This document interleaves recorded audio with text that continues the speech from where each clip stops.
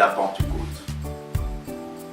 Je pourrais intituler le thème de ce récit « De la peur à la Pentecôte et de la Pentecôte à la vie ».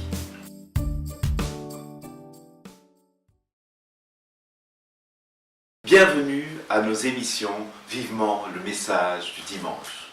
Depuis l'église protestante baptiste de Wezenbeek-Kruinem, je veux vous souhaiter une joyeuse fête de Pentecôte. Oui, une joyeuse fête de joie, d'amour, de paix, de bonté, car le fruit de l'esprit, c'est l'amour, la joie, la paix, la bonté. Vous pourrez lire dans Galates, chapitre 5, verset 22. En ce jour de Pentecôte, je voudrais vous inviter à découvrir ce qui s'est réellement passé il y a presque 2000 ans. Et je vous invite à prendre dans Actes, le livre des Actes qui a été écrit par le médecin Luc. Je vous invite à prendre le chapitre 2. Lorsque arriva le jour de la Pentecôte, ils étaient tous ensemble en un même lieu. Tout à coup, il vint du ciel un bruit comme celui d'un violent coup de vent qui remplit toute la maison où ils étaient assis. Les disciples et d'autres personnes, ils étaient environ 120 personnes. Tout à coup, des langues leur apparurent, qui semblaient de feu et qui se séparaient les unes des autres. Il s'en posa sur chacun d'eux. Ils furent tous remplis d'Esprit Saint et se mirent à parler en d'autres langues, selon ce que l'Esprit leur avait donné, dénoncé. Or, des Juifs pieux de toutes les nations qui sont sous le ciel habitaient Jérusalem. Au bruit qui se produisit, la multitude accourut et fut bouleversée parce qu'ils entendaient chacun parler dans sa propre langue. Étonnés, stupéfaits, ils disaient, « Ces gens qui parlent ne sont-ils pas tous galiléens? Comment se fait-il que chacun de nous les entende dans sa langue maternelle? » Partès, Médès, Élamites, habitants de Mésopotamie, de Judée, de Cappadoce, du Pont, d'Asie, de Phrygie, de Pamphylie, d'Égypte, de Libye, Cyrénaïques, citoyens romains, juifs et prosélytes, crétois et arabes. Nous les entendons dire dans notre langue les œuvres grandioses de Dieu. Tous étaient stupéfaits et perplexes.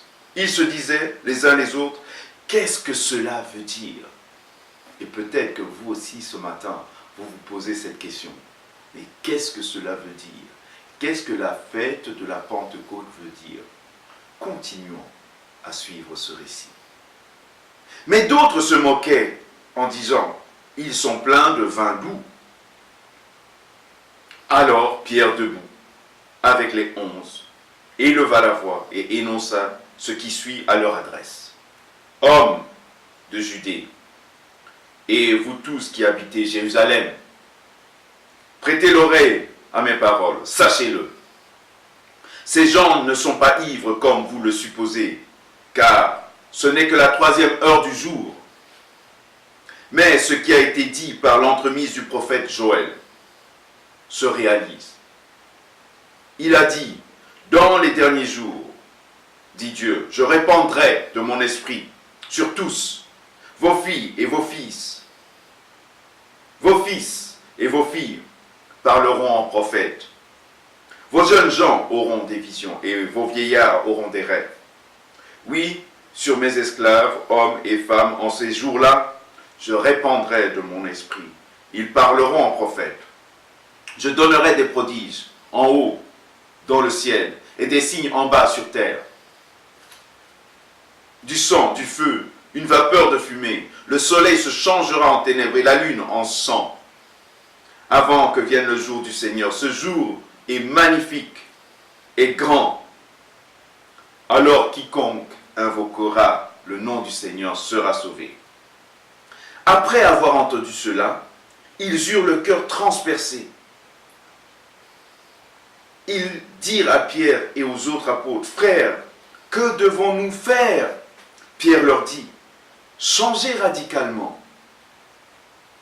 Que chacun de vous reçoive le baptême au nom de Jésus-Christ pour le pardon de ses péchés, et vous recevrez le don de l'Esprit. Car la promesse est pour vous, pour vos enfants et pour tous ceux qui sont au loin, en aussi grand nombre que le Seigneur notre Dieu les appellera. » Et par beaucoup d'autres paroles, il rendait témoignage et les encourageait en disant, « Sauvez-vous de cette génération perverse. » Ceux qui accueillirent sa parole reçurent le baptême. En ce jour-là, environ 3000 personnes furent ajoutées à l'Église. Voilà le récit de la Pentecôte. Je pourrais intituler le thème de ce récit « De la peur à la Pentecôte et de la Pentecôte à la vie ».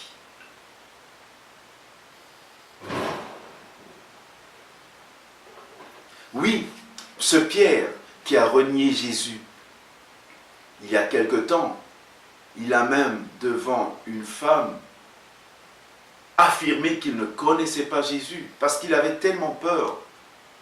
Le voilà, lors de la Pentecôte, en train de faire un discours devant des milliers de personnes. Le voilà en train d'affirmer que Jésus-Christ est le Seigneur et le Sauveur. Parce qu'il a compris, à travers l'œuvre du Saint-Esprit dans sa vie, que les âmes ont besoin de Jésus-Christ pour être sauvées. Et qu'il est urgent de partager ce message. Cette descente du Saint-Esprit les a fortifiés. Cette descente du Saint-Esprit les a équipés de manière visible, remarquable. Cette descente du Saint-Esprit s'est exprimée à travers le parler en langue. Le parler en langue est un don spirituel qui se retrouve dans le Nouveau Testament. Et c'est ce don qui s'est exprimé à ce moment bien précis. Et ce don a permis aux gens d'entendre le message de Dieu dans leur langue maternelle. Pour faire un petit résumé de ce don, c'est un don qui nous permet de prier de telle sorte que nos prières soient motivées, soient stimulées par le Saint-Esprit, et l'expression de ces prières, quelquefois, se font dans une langue que nous ne comprenons pas nous-mêmes, mais que d'autres personnes pourraient comprendre. Et c'est ce qui s'est passé à la Pentecôte. Et à travers cette expression du Saint-Esprit qui est le parler en langue, la foule autour s'est rendue compte qu'il y avait quelque chose de prodigieux. Entendre des gens qui n'ont jamais appris leur langue, leur parler leur langue, de manière parfaite même, est quelque chose de miraculeux. Ça a attiré leur attention. Et face à cela, certains ont été perplexes, d'autres se moquaient. Mais Pierre est passé de la peur à la prédication du message du salut, grâce à l'action du Saint-Esprit qui lui a donné le courage, qui lui a donné la force. Et avec amour, il a partagé ce message que Jésus-Christ est le Fils de Dieu, que en Jésus-Christ nous sommes sauvés. Si nous recevons Jésus-Christ dans notre vie, nous sommes pardonnés de toutes nos fautes, de tous nos péchés. Même ceux qui avaient crucifié Jésus-Christ ont le droit au pardon, ont le droit à être sauvés en Jésus-Christ. C'est le message que Pierre a prêché. Et il y a eu 3000 personnes qui sont venues à la foi. Plus de 3000 personnes. En ce jour de Pentecôte, nous voulons vous partager ce même message. Parce que le Saint-Esprit est toujours là présent, avec ses dons qui continuent à s'exprimer. Et nous voulons, en ce jour de Pentecôte, vous proposer de recevoir ce message du salut en Jésus-Christ. Jésus-Christ qui est mort et ressuscité pour nos fautes, pour que nous puissions avoir la vie éternelle, pour que nous puissions avoir cette relation avec Dieu. Aujourd'hui, je ne sais pas combien de gens vont regarder cette vidéo, mais mon souhait est que plus de 3000 personnes puissent regarder cette vidéo et puissent décider de donner leur vie à Jésus-Christ, comme l'ont fait ces personnes il y a environ 2000 ans. Et se faire baptiser comme ils l'ont fait il y a environ 2000 ans. Et que nous puissions vivre tous le fruit de l'esprit qui est l'amour, la paix, la joie, la bonté. Je suis effectivement très encouragé par la présence du Saint-Esprit en ce jour de Pentecôte pour vous partager ce message d'amour. Et je vous dis à la prochaine pour les autres émissions de Vivement le message du dimanche. À très bientôt. Joyeuse fête de Pentecôte.